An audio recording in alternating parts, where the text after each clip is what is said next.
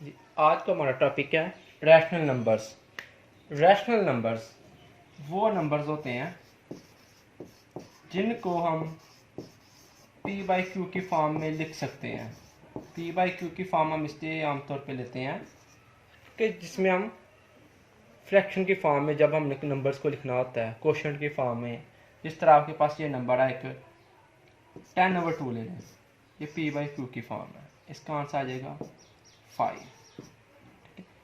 तो rational numbers को हम डिनोट करते हैं क्यू से, और इसमें ये होता है जो नंबर पी बाई क्यू की फॉर्म में लिखे जा सकते हैं, मतलब P over Q.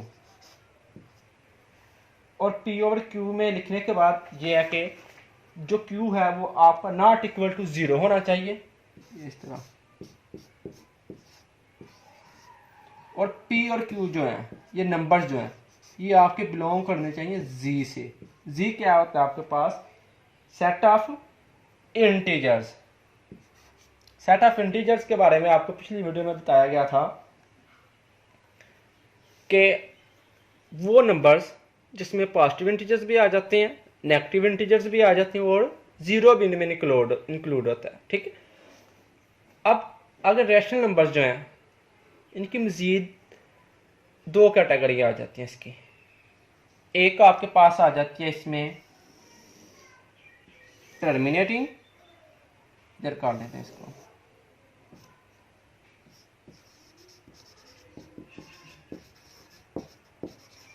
Terminating numbers, और एक आ जाता है non terminating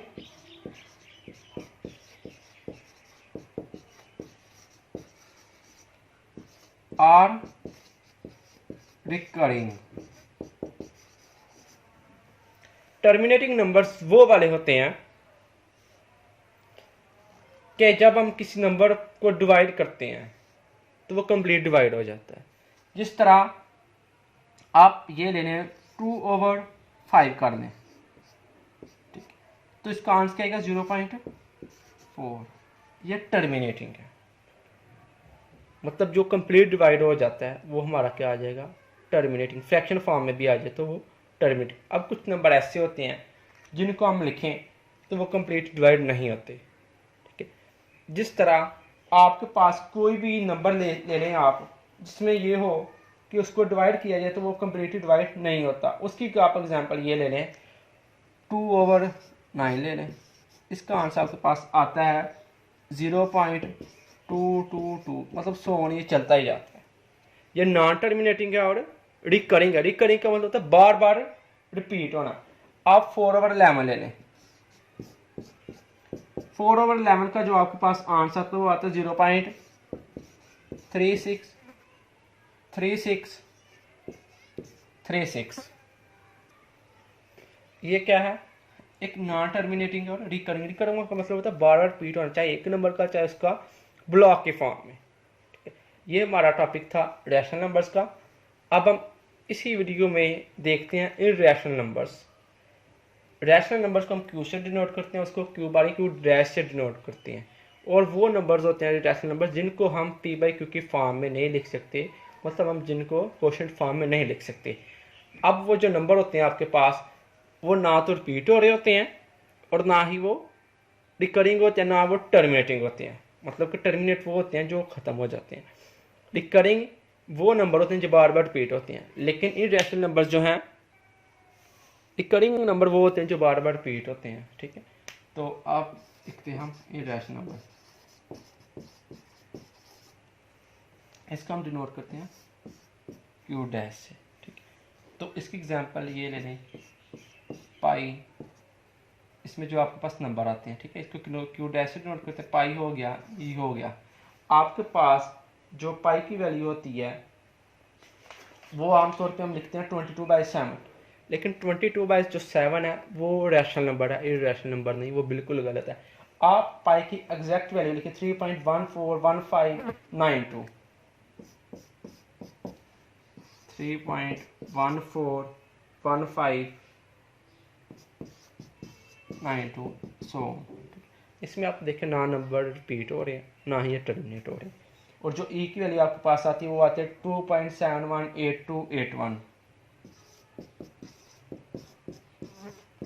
A2 A1 so on, ये चलती जाती है। ठीक है, ये कौन से नंबर है? Irrational numbers. कोई भी नंबर,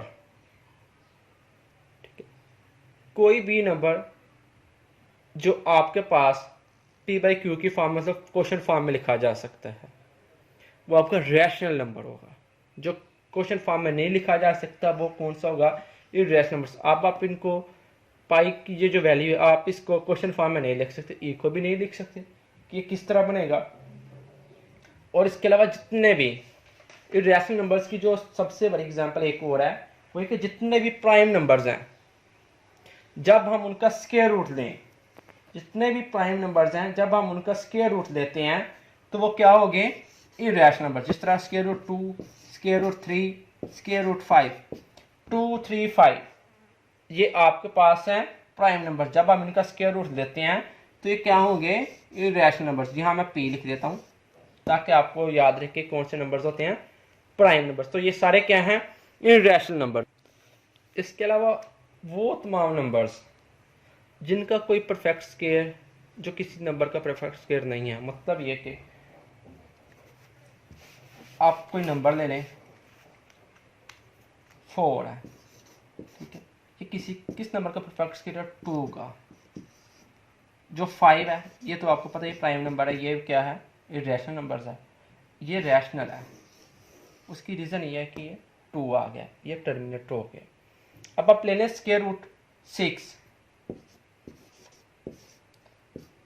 स्क्वायर रूट 6 ये किसी भी नंबर का परफेक्ट स्क्वायर नहीं है, ठीक है। Square root of all positive non square integers are irrational number. अब आप स्क्वायर रूट 6 को जब आप इसकी वैल्यू लिखते हैं तो ये आपके पास कौन सा नंबर आएगा? Irrational number. जब हम इसकी वैल्यू लिखते तो आती है 2.449489। इधर मैं नीचे लिखता हूँ इसकी वैल्यू 2.449489 मतलब इस तरह आ जाती है। तो ये क्या है? Irrational numbers. अच्छा, अब आपने दो नंबर्स पढ़े, एक रैशनल नंबर्स पढ़े हैं और एक इर्रेशनल नंबर जो आपने पढ़े हैं अभी, और एक रैशनल पढ़े हैं। इनको आप किससे डिनोट करते हैं? एक को करते हैं रैशनल को क्यू से और इर्रेशनल करते हैं क्यू डैश से। जब हम इन दोनों की मिलाते हैं, जब हम इन दोनों की यूनियन करते हैं तो आपके पास जो नंबर आएंगे वो क्या होंगे? Real numbers. The union of rational numbers and irrational numbers is known as the set of real numbers. लेकिन जब हम इनकी इंटरसेक्शन करते हैं क्यू इंटरसेक्शन क्यू, तो अब आपके पास जो नंबर आएंगे रियल नंबर्स नहीं होंगे, वो आपके पास एक एम्प्टी सेट बन जाएगा 5। यूनियन करेंगे तो रियल नंबर्स, जब इंटरसेक्शन करेंगे तो 5 सेट आपके पास बन जाता है। उसकी रीजन क्या है? रैशनल नंबर्स और इर्रेशनल नंबर्स ये दोनों अलग अलग नंबर्स हैं। इसकी सादा सी एग्जांपल ले लेते हैं। फर्ज करें आपके पास कोई नंबर है q इज इक्वल टू है, जो सेट है इसका वो 1 2 3 ले लें, और जो q डैश है वो आप ले लें 2.4142 3.717433 इस तरह ले लें। जब आप इनकी यूनियन करते हैं तो इसमें आ जाएगा 1 2 3 साथ में 2.4142 सोन 3.71473 लिख लें। तो ये जो नंबर ये सारे किससे बिलोंग करते हैं? ये रियल नंबर से बिलोंग करते हैं, ठीक है। क्यू में हमने लिया है 1 2 3, यहाँ आप ये ले लें 0.1 0.2 0.3, ये सारे कौन से नंबर हमारे पास? रैशनल नंबर है, ठीक है। ये टर्मिनेट हो गए। इधर भी ये लिखना 0.1 0.2 0.3। जब आप करेंगे इनकी इंटरसेक्ट, यूनियन का मतलब होता है ऑल एलिमेंट्स आप लिखने जितने भी हैं सेट में। अगर रिपीट हो रहा है तो 1 टाइम लिख लें, वरना ऑल एलिमेंट्स लिख लें, ठीक है। और जब इंटरसेक्शन जो है इसका मतलब ये होता है सेम, जो नंबर बिल्कुल सेम होते हैं, ठीक है, वो लिखने होते हैं। लेकिन आपको पता है कि Q और Q डैश में कोई भी नंबर सेम नहीं है, तो इसकी वजह से यहाँ इसको ये लिखते हैं हम सेट एम्प्टी सेट, इस तरह या इस तरह भी डिनोट करते हैं। तो रैशनल नंबर्स और रैशनल नंबर्स की जब यूनियन की जाए तो आपके पास रियल नंबर आते हैं, जब उनकी इंटरसेक्शन की जाए तो आपके पास एम्प्टी सेट या 5 सेट आता है। ठीक है, इसके बाद हम यूनिट नंबर 1 9th क्लास का स्टार्ट करते हैं, मैट्रिसेस एंड डिटर्मिनेंट। ये नंबर्स बताना इसलिए ज़रूरी था क्योंकि जब तक आपको इन नंबर्स का पता नहीं होगा आप इनको अच्छे से सॉल्व नहीं कर सकते, इनके क्वेश्चंस आते रहते हैं। ठीक है, ये मैथ की कुछ बेसिक चीज़ें थी जिनका इल्म होना आपके लिए बहुत ज़रूरी था। अब हम स्टार्ट करते हैं एक्सरसाइज 1.1 मैट्रिसेस एंड डिटर्मिनेंट को। अल्लाह हाफिज़।